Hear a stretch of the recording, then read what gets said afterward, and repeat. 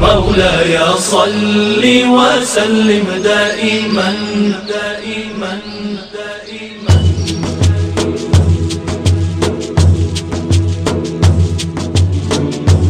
دائما دائما دائما دائما. أعوذ بالله من الشيطان الرجيم. بسم الله الرحمن الرحيم. الحمد لله رب العالمين. إن الحمد لله والصلاة والسلام على أشرف المرسلين سيدنا محمد وعلى آله وصحبه أجمعين. أما بعد. السلام عليكم ورحمة الله وبركاته. You're welcome to the Lord's segment, and I am Alibaba Hidayah. All praise is due to Allah subhanahu wa ta'ala for sparing our lives, for sparing your life to witness another beautiful, glorious month of Ramadan. We thank Allah subhanahu wa ta'ala for His mercies and blessings. Like I said yesterday, Guidance broadcast promises to be informative, soul-inspiring throughout this glorious month of Ramadan. And on today's program, we shall still be teaching you with welcoming Ramadan. And Ustaz Salahuddin Muniruddin Al-Riyadi is the MD, CEO of Zamzam Travels. Stay tuned. The Prophet of Islam says, "Inna fil jannati baban yuqalu lahu Rayyan." That Allah subhanahu wa ta'ala specializes a gate that leads to Al-Jannah. And this gate that has been specialized by Allah, it is specialized for those that are fasting, especially in Ramadan. This gate is called Rayyan. It is those that are fasting that will enter into Al-Jannah through this gate. Whenever they enter, Allah subhanahu wa ta'ala closes the gate against other persons that are not fasting. This does not mean that other people that partook in another act of ibadah will not be admitted into Al-Jannah. But it means that Allah subhanahu wa ta'ala has specialized the gate to those that fast Ramadan, or those that are fasting the supplementary fastings. That is for you to be congratulated again, that you have the opportunity of securing a key into a special gate that leads into Al-Jannah, and that gate is called Rayyan. The Prophet says, whenever they are admitted into Al-Jannah through this gate will be locked up, and whoever comes again and says, "I want to enter," Allah orders him to enter through another gate, because that gate called Rayyan is specialized for those that are fasting. May Allah make you and me one of those that are going to enter through Rayyan gate that is being specialized for the Muslims. Servants of Allah, brothers, sisters, mothers, and fathers, I am congratulating you again that you have two opportunities by fasting Ramadan. The Prophet of Islam says you have happiness that will repeat itself twice. How do we mean? Anytime or each time you are breaking your fast in the evening, you say Alhamdulillah and you are happy. Anytime you are breaking your fast in the evening, you are happy. You have not been eating since morning. You have not been drinking. This time around, you have everything to eat, to drink. You are happy. That is the first stage of your happiness. The Prophet ﷺ says there is another happiness that is awaiting you. That is when you are before Allah subhanahu wa ta'ala, because your soul, your fasting will come and intercede before Allah on your behalf. The Prophet ﷺ says the fasting will say, "Oh Allah, I am the one, or I was the one that deprived him from eating in the afternoon. It was because he was fasting. That was why he could not touch his wife. That was why he could not take his drink. That was why he could not eat. Oh Allah, I am Ramadan, whom he has been taking care of. Today, please forgive him of all his shortcomings."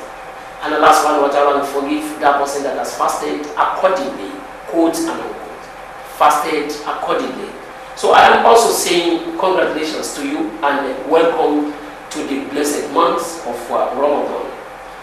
Brothers and sisters in Islam, all the alphabeted hadiths will be found or will be traced back to the book of hadiths of Sheikh Bukhari, Muslim, Ahmad, and Tabrani, and Tirmidhi. Now, having welcomed Ramadan, the blessed month, what are the responsibilities? What are the responsibilities of the Muslims? Is it for us to dance? Is it for us to be jubilating here and there? What is expected of me as a Muslim? what is expected of you as a Muslim to do in this Ramadan. Even while you usher in Ramadan, you still have to bear it in mind that you have some opportunity. You have some duties as you have the opportunities. You cannot just sit down and say, this is Ramadan, I am delivered, my prayers are answered, my requests are granted. Just sitting down like that, no. And you have to be very, very careful. I think by now you should have drafted your timetable. You should have drawn your timetable and drafted your movement. How do I spend my night? How do I spend my afternoon? How do I spend my days? So that the 29 or the expected 30 days that will make this month of Ramadan will not just go like that. Mind you, this is the month of supplication, the month of ibadah. And yet you still have opportunity of listening to lectures. But how do you manage yourself? You need to plan. It is those who fail to plan that are planning to fail, and the proper preparation prevents poor performance. How do we prepare, and what are the duties that Muslims should pay attention to, so that at the end of the day we will have the opportunities at our disposal. Servants of Allah. In Ramadan, do not say because Ramadan is around you are not going to pray. Some people will sleep.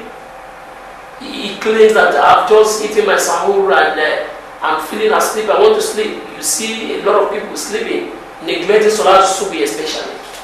And some people will also neglect Salat Zuhr, watching film.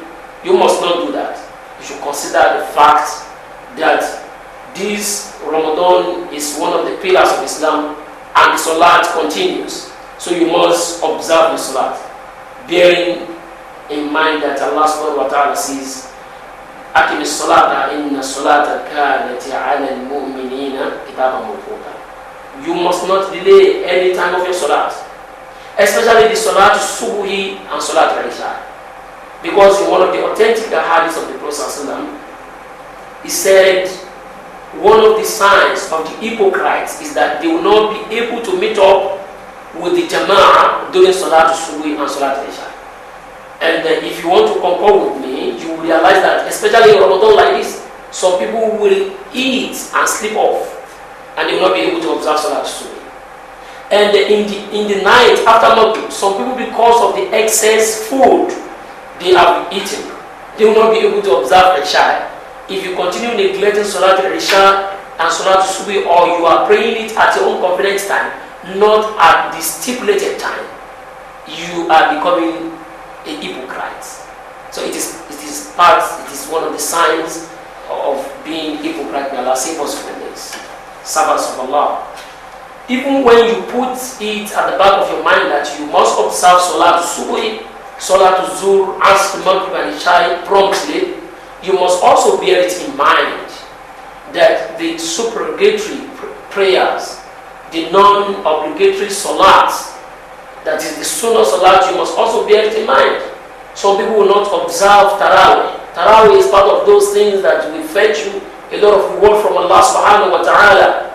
One of the hadiths of the Prophet says, Man qama ma'al imami hatta yasafa kutiba lahu qiyamu laylatin. Whoever stands behind an imam, observing Nawafil, observing Tarawih, and he endures until the imam terminates the salat, Allah will record him as if he has observed the Nawafil throughout his night. So you should also cultivate the habit of observing Nawafil, especially Tahajjud, that is Qiyam Ramadan, Qiyam Layl. You must not base it on eating the sahur and eating the iftar alone. You must partake in Tarawih. And I am also advising you that you should be very careful. You should be very careful while you are observing your Tarawih. You see, there are some Tarawih now that you see some imams, the annual imam. We just say, Bismillahirrahmanirrahim, Alhamdulillah, Ghayr Maghdubi alayhim waladdallin, Amin, Yasin, Allah Akbar, Allah Akbar, Allah Akbar. I'm not condemning anybody. I'm only advising you that you should know that the more you deposit to Allah, the more Allah subhanahu wa ta'ala is going to give you what you want from Allah. You must do sadaqah in this month, because Islam says the more you feed, the more Allah is going to feed you. You must not forget that sahur is very, very important, because whoever eats sahur, Allah and His Malaika will pray for them. Servants of Allah, who should fast and who should not fast. Anybody that is fasting Ramadan should be a Muslim, should be somebody that is, that knows what he's doing, not an insane somebody. Should be somebody that is mature, and should be somebody that is capable of fasting. Should be somebody that is around, not a traveler. Should be somebody that saves from the dawns of Ramadan. Who should not fast? A kafir, if he's fasting, is just doing a practical exercise. Somebody who is not capable of fasting, a woman that is breastfeeding, should avoid fasting if she knows that it's going to be dangerous to her own health and the health of the baby. Brothers and sisters in Islam, I say once again that welcome to Ramadan, and congratulations to me and you and to everybody here in here. Don't forget that you can bath in Ramadan. You can use your siwak, that is your brush or your chewing stick. You can use perfume, especially for those that are men. Women are not allowed to do that. You can pour water on yourself. Allah does not want you to suffer, but He wants you to be among those that are going to prosper here and hereafter. Marhaban bika ya Ramadan, marhaban bika ya Ramadan. You are distinguished welcome the month of Ramadan. Here we stop today. Wassalamu alaikum wa rahmatullahi wa barakatuh.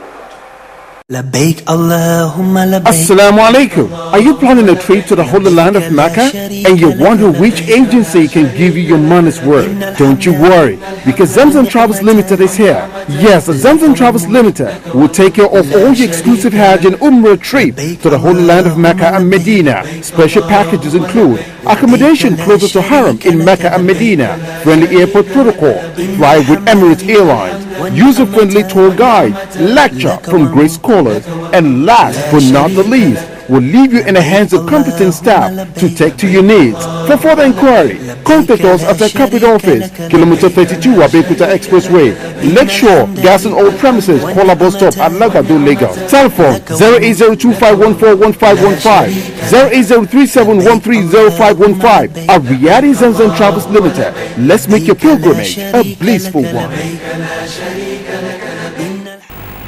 You're welcome back. Subhanallah. I hope you've really learned enough from what the stars have said so far. He has made us understand that Ramadan is a month of making use of every little second, every opportunity you have to build yourself, to earn Allah's pleasure, and Allah subhanahu wa ta'ala make it easy. The next segment of the program is the health talk, and Dr. Abdul Karim will still be teaching us with health and our lifestyle. This will be closely followed by the Quranic and Qira'at competition. This has been sponsored by Alaja Shifau Aweru Bayo Station. Diabetes mellitus. Diabetes mellitus is a disease that affects the utilization of sugar in the system. But actually, most of the cause of diabetes mellitus is due to lifestyle. These diseases, especially hypertension, diabetes mellitus, they are referred to as lifestyle diseases, because if in the case of diabetes mellitus, if you look at our diet in Nigeria, in the morning we take rice, in the afternoon we take gari, in the night you want to take indomie noodles. All these are carbohydrates, they are sugary, and then you top it up with Fanta, Coca-Cola, high sugary food.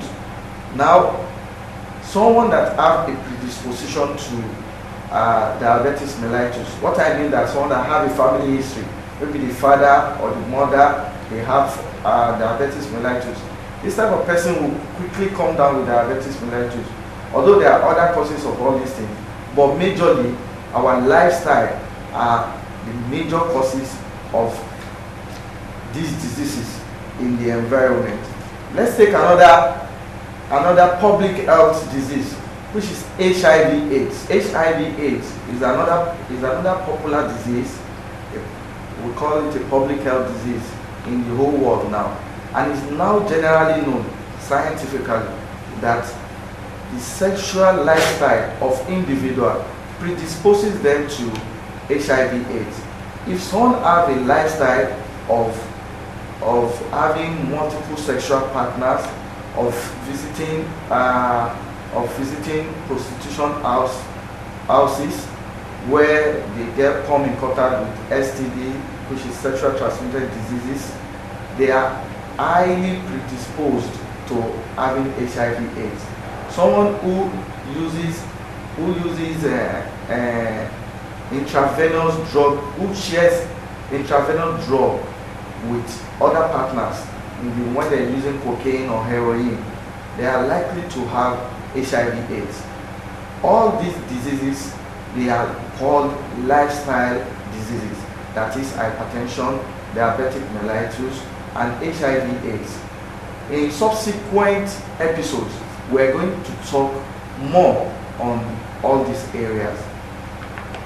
Also, we used to know obesity to be one of the diseases in the Western world.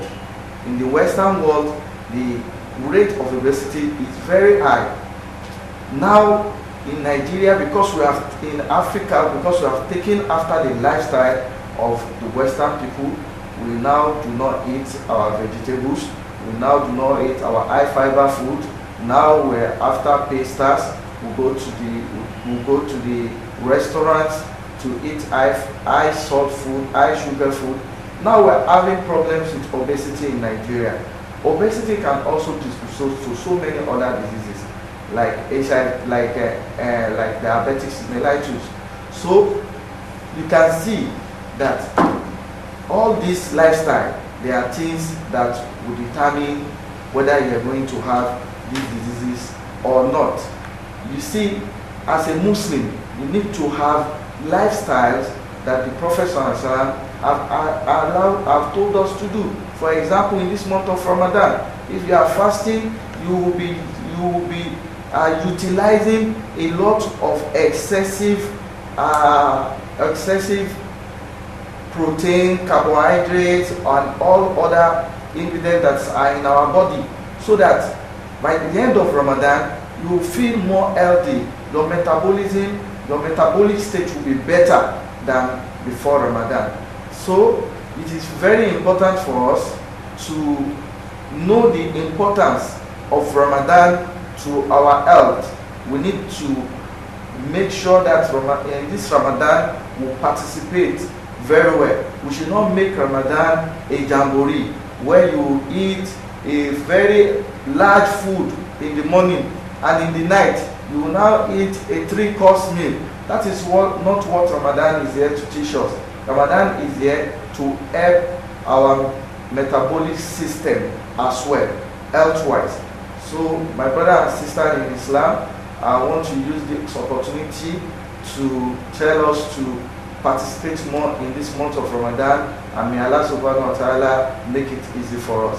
Assalamu alaikum wa rahmatullahi wa barakatuh. As a total woman, I choose my friends carefully, just as I care very much about what I wear, what I eat or drink, what I read or give to my family. And for my home and office, I want that classy oriental touch. For a very long time, I couldn't find the place to meet my desire until I discovered Beitu Zina, a true friend indeed. Beitu Zina wonderfully meets most of my needs as a Muslim woman: spiritual, intellectual, social, and many more.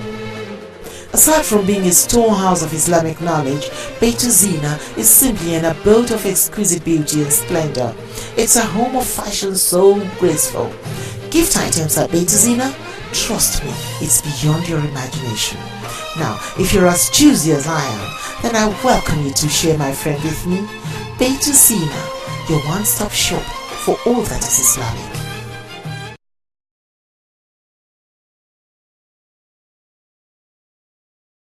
يولد ولم يكن له كفوا أحد.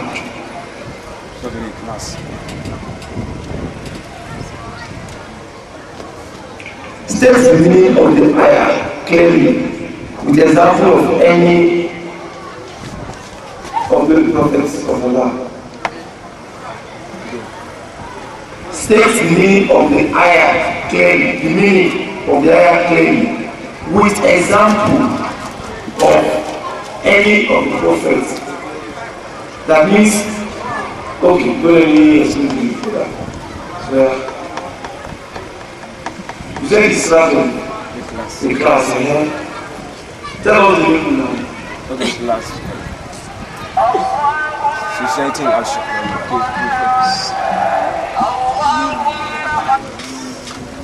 That the one I read. There's no one you can't compare it to you.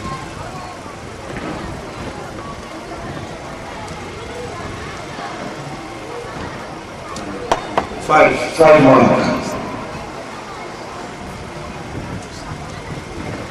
The second question. نوم عليم أفضل من عبادة الجاهل. State the meaning of this hadith. Either in English or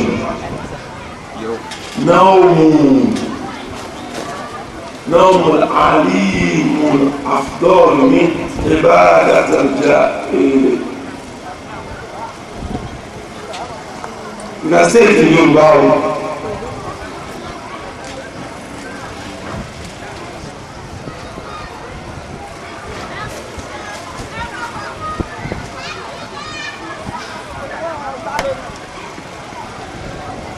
No, that's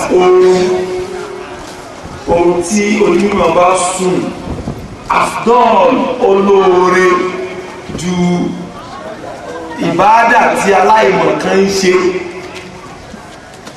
That's the meaning.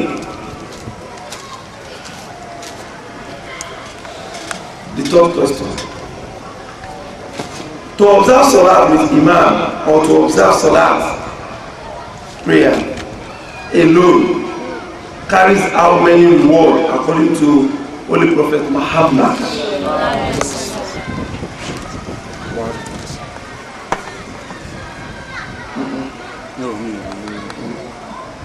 Is it to observe Salat? To observe Salat with Imam or to observe Salat prayer alone carry how many rewards according to the Holy Prophet Muhammad? To observe with Imam carries 27 rewards. Why to observe Salat alone carries only 1 reward? Tell him now. 10 verse. The fourth question. Yeah. The first convert to Islam.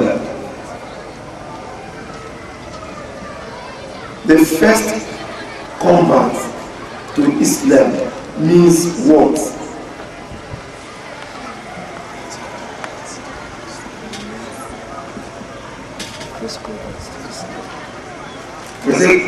First convert to Islam means what? There is only question. So I can maybe if you don't know the other one. Name the first female, male, and child convert to Islam. It's two questions. The first one, the first one is the first convert to Islam is Khadija. I don't say who is the first convert. The first convert to Islam means what? Means what? That means the first person that accepts Islam. That's why I asked you. What are the second one? God? Name the first female convert, male, and child convert to Islam.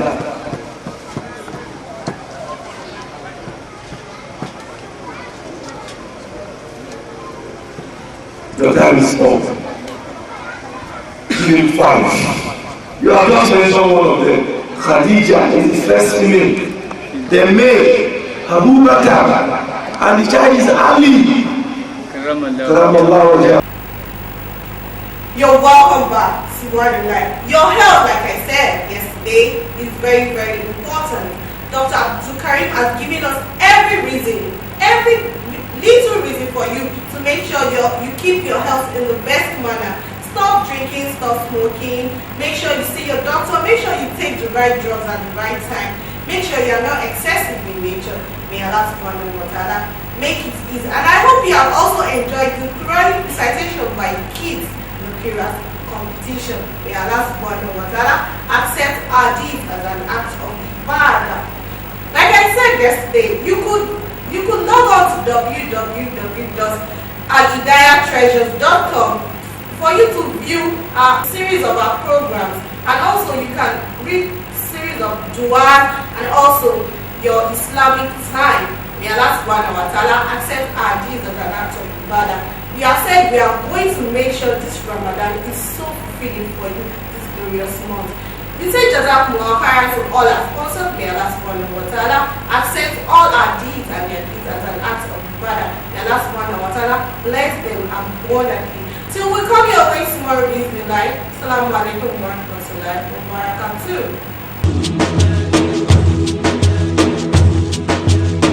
مولاي صل وسلم دائما أبدا على حبيبك خير الخلق كلهم. مولاي صل وسلم